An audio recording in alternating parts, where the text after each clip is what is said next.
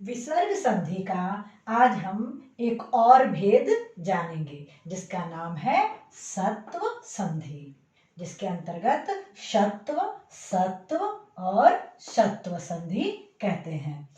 विसर्गस्य स्थाने स श श अर्थात विसर्ग के स्थान पर दंत स, तालव्य श और मूर्धन्य श में परिवर्तन होता है।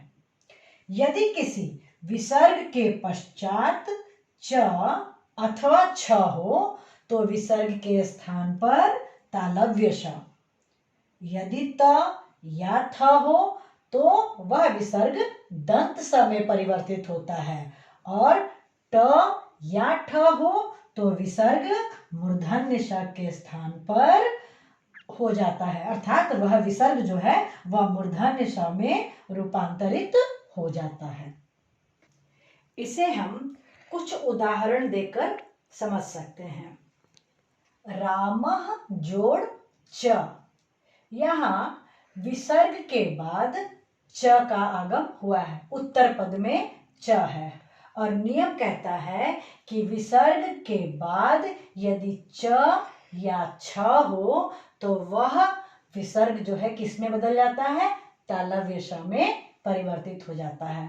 तो हमारा संधि रूप क्या बना, रामश्च, अर्थात विसर्ग के स्थान पर तालव्य श हो गया।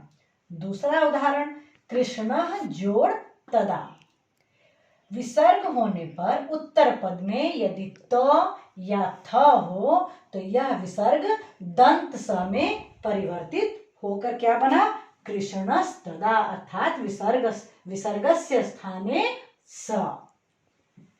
भक्तः जोड़ शोभते, यहाँ उत्तर पद में तालव्य श है और नियम कहता है कि विसर्ग के बाद उत्तर पद में यदि तालव्य श हो तो या फिर च और छ हो तो तालव्य श, च या छ होने पर विसर्ग तालव्य श में परिवर्तित हो जाता है। तो हमारा बदला हुआ संधि रूप क्या हुआ, भक्तः शोभते, भक्तः शोभते।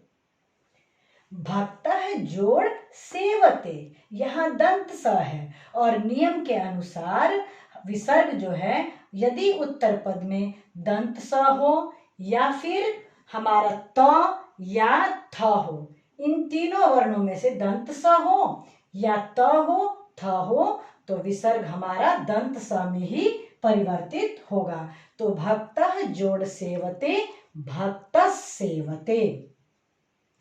धनुः जोड़ टंकारः, यहाँ विसर्ग हमारे पूर्व पद में है, अंतिम में विसर्ग दिया है और उत्तर पद में ट है, तो ऐसी स्थिति में या ट हो, ठ हो या फिर मूर्धन्य श हो, इन तीनों वर्णों के होने पर हमारा विसर्ग मूर्धन्य श में परिवर्तित होकर क्या बना, धनुष्टंकारः। इस तरह से हम इस चीज को याद रखें कि विसर्ग होने पर उत्तर पद में यदि दंत स, त और थ में से कोई भी वर्ण होगा तो हमारा विसर्ग दंत स में परिवर्तित होगा। दूसरा नियम, यदि विसर्ग के सामने परवर्ण में अगर तालव्य श हो, च हो, छ हो, तीनों में से यदि कोई भी होता है तो विसर्ग हमारा तालव्य श में परिवर्तित होगा।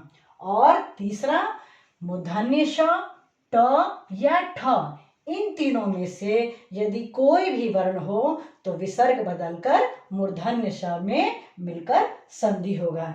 इस तरह से हमारा विसर्ग संधि का सत्व नियम पूरा हुआ। उम्मीद करते हैं कि आप इस नियमों को बहुत अच्छे से समझिएगा और आगे से हमें विसर्ग संधि में कोई भी परेशानी नहीं होगी। फिर मिलते हैं हम एक नई वीडियो में। धन्यवाद।